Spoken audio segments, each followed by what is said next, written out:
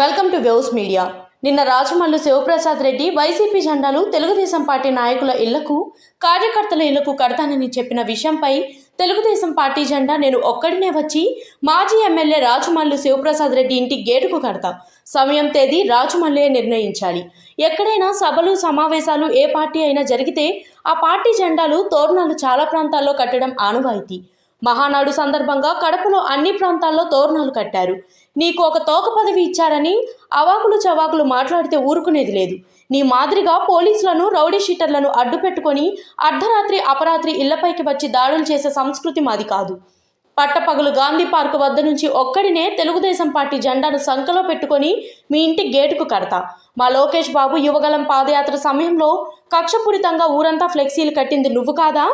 అధికారంలో ఉన్నప్పుడే మా చిటికెన వేలు వెంట్రుక పీకలేకపోయావు. ఇప్పుడు అధికారంలో ఉన్నది మా పార్టీ. అలా అని మేము చట్టాన్ని ఉల్లంఘించే పని చేయం.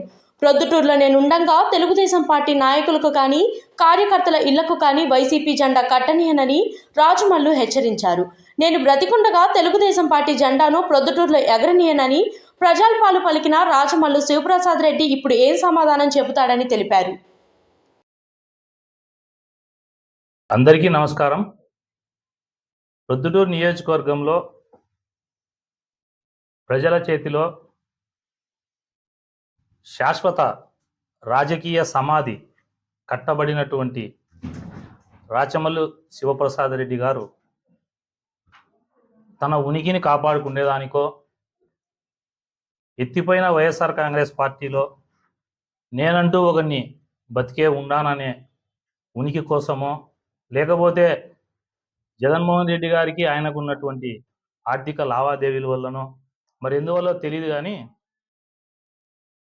ప్రొద్దుటూరులో చెల్లని రూపాయి